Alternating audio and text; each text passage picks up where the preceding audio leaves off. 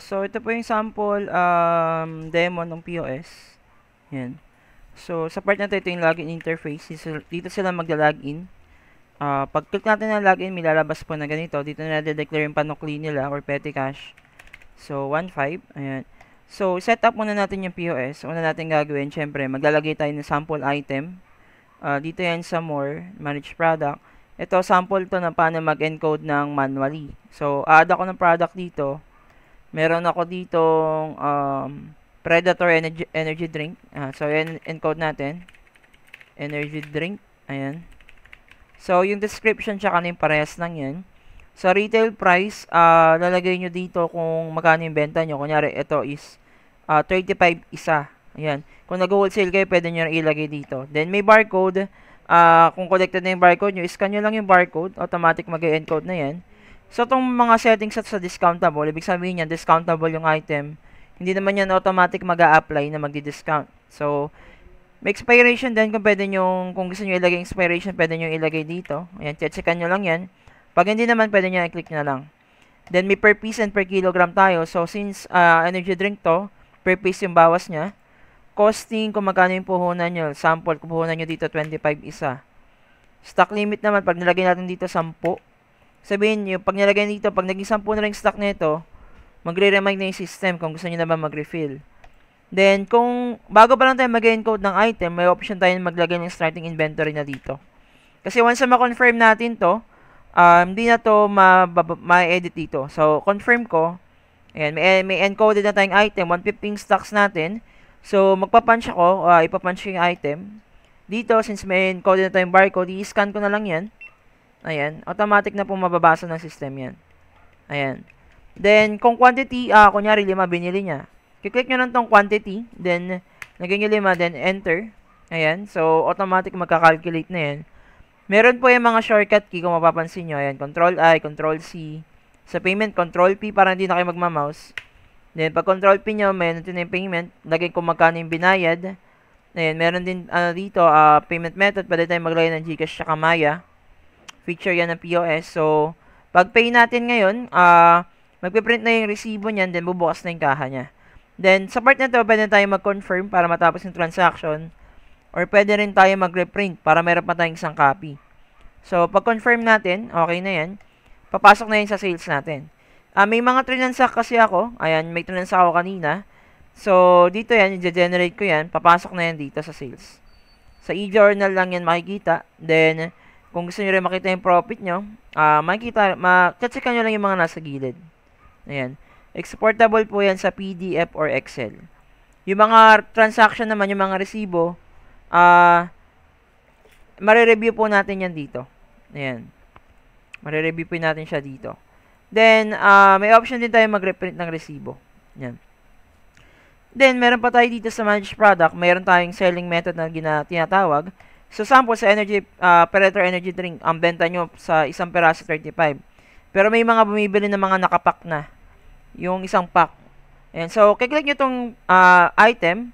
Then, meron selling method sa baba. Kiklik nyo yan. So, dito, sample, lalagay ko dito per pack. Ayan. Then, ang mababawas sa per pack is 10. Sabihin natin 10. Then, yung price ng per pack na yun is 150. Tapos, ko-confirm natin yan. So, ibig sabihin, pag may bibili ng per pack, 10 yung mababawas, then 150 yung price niya. Yan. So, sa ngayon, di ba, nag-transact tayong 5, 145 na lang yung stock niya. Try natin i-transact yung naka-selling method. So, dito yan sa order, ipapunch ko tong item. Ayan, i-scan natin ulit siya ulit.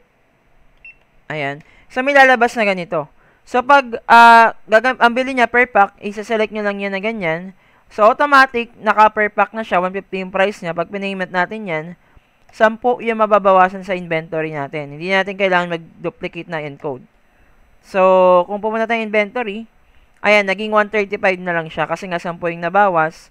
Then, kung per piece naman yung lalabas na, kasi kada scan niya, pag may nalagay kang ganyan, may lalabas na siyang ano. Ayan, may lalabas siya siyang ganyan. Pag per piece ang bibili niya, kiklik nyo lang tong X para ma-punch yung isang peraso. Or pwede nyo rin balitan yung quantity. Ayan. Bali, ganun lang naman yung sa pag-transact or cashiering. Meron pa tayong ibang features dito, kagaya nitong senior discount. Ayan. So, sa senior discount, meron discount dito tsaka discount item. So, itong sample niya. So, kunyari, di-discountan ko lang yung Predator, hindi kasama tong hahaha na to.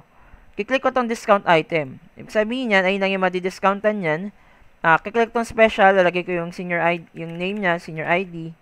Confirm natin. Then, automatic ang mababawasan lang is yung energy drink. Kasi yun ang di-discountan natin. Ang pinakaiba naman yan, dun sa may, sa may hahaha naman, or kasama yung isang item. Yan, check lang natin kung naka-enable. Pag ito naman discount, yan dalawang yan yung madi-discountan. So, lagay ko dito. Ayan, dalawa sila na na-discountan. Ayun yung discount feature niya. Yan. Meron din tayo ditong void. Pag nagkamali ng punch, pwede natin i-void yung isang item. Pag dalawa naman yung ipapunch or yung buong order yung ika-cancel natin, ito naman cancel. Ayan. Ayan. So, lahat na naka-punch is madi-delete. Ayan. So, meron tayong wholesale saka retail mode. Ayan. Item checker naman ginagamit na pag walang barcode yung item. Pwede natin i-search yung pangalan. Kagaya niya, makikita ko agad. Ayan yung price niya, then yung stock niya. Ayan. Ayun yung sa cashiering. Meron din tayong refund dito. Keep and retrieve. Price editor meron din. Pero may option tayong i-disable yan. Yung mga feature na yan, pwede po yan i-disable. Since meron tayong stock management. Dito sa more, settings, stock. Pwede tayong gumawa ng account ng cashier dito sa stop type. Then, checkan lang natin kung ano yung mga pwede nilang gawin sa POS. Ayan. Naka-admin kasi tayo kaya na papalitan natin yung access. Ayan. Or nakikita, nagagamit agad natin lahat ng access. Sa store naman, pwede tayong mag-customer display. May option tayong ganyan. Sa store details naman, dito natin ma-edit yung name ng business saka yung lalabas sa resibo. Then, pwede rin palitan yung kulay ng team ng POS. Ayan. So, pwede siyang palitan. Bukod dyan, ito yung mga other features niya. May e-journal and records. Dito tayo magja-generate ng sales. Pwede yan weekly, monthly, or yearly, or daily. Max 1 year range ang pwede natin gawin dito. So, ayan. So, kunyari ito, sales ang titingnan natin. I-click lang natin yung search, then magja-generate na po yan. Then, February 1 to February 28, yun na-generate niya. Transactions, ito makikita yung mga transaction for the day, pwede siyang i-reprint. Ayan, stop report, X-reading pag may shifting kayo, Z-reading, yung close store, na tinatawag natin, special discount na mga na-applied, regular, tsaka yung void. Ayan, lalabas po yan dito lahat. Then, meron din tayo dito, itong logs other trade para sa input lang ng mga POS to. Customer membership, pwede sila maglagay ng, pwede kayo maglagay dito ng loyalty points, pwede sila maka-earn. Kunyari, every 100 pesos may 1 point sila. Pwede nilang gamitin yung pang-discount or pwede rin nilang gamitin pang-redeem dito sa redeem settings. Makakapag-set kasi tayo ng mga redeemable items. Kagaya nito. So, pag chinek ko to, nalagay ako ng 1 point dito. Sabihin, kailangan nila ng 1 point para ma-redeem yung item na to. Yan. Bukod doon, may manage discount. Pwede tayong gumawa ng mga sarili nating discount. Kagaya nito, student discount. Kung ilan percentage ba yun. Then, save natin. Bali, ganyan mag-out ng student discount na pwede natin gamitin dito ngayon sa dito sa regular. Kunyari ito, discount natin to ng regular discount. Apply natin to. Ma-apply siya 5% nun. Ayan. Ayan yung regular. Then, meron din tayo dito sa managed product, dito nag-encode ng item natin. Pwede na rin natin matak yung mga expiration date kung may nilagay tayo. Ayan. Then, sa inventory, ito naman inventory natin. Dito kita lahat ng item natin. Pwede yan i-filter by category. Pwede rin export sa PDF or Excel. Dito rin tayo nag-purchase ng product. Kunyari, ito, bibili tayo ng hahaha. Kunyari, nag-add tayo ng 10. Operation code, pwede nyo na i-click ng generate OC code or pwede nyo ilagay dito yung sales invoice nung bigay dun sa, galing dun sa supplier. Yan. Pwedeng sabay-sabay yan or per batch. Kunyari, ito, 15. Ito naman, 12. Then, remarks, lagyan na rin dito PO. Yung costing yan, automatic magkakalculate yan kung may nilagay kayo na costing. Ayan. Diyan po yan a-adjust. Then, save natin. Automatic mag-add yung stocks natin. Then, recorded po siya lagi dito sa operation record. Meron din siyang return feature. Kung marireturn tayo ng mga sirang item, pwede tayong gumawa ng multiple supplier. May warehouse din tayo. Warehouse stocks para iba yung stocks ng inventory natin tsaka sa, or iba yung inventory natin sa store tsaka sa warehouse. Then, inventory editor. Ito is, ginagamit lang pag magbabawas sa yung stocks. Kung mali yung stocks natin. Kunyari, nagbilang tayo, nag-re-inventory tayo, yung hahaha, imbis sa 38, 35 lang pala. So, lalagyan natin yung 35.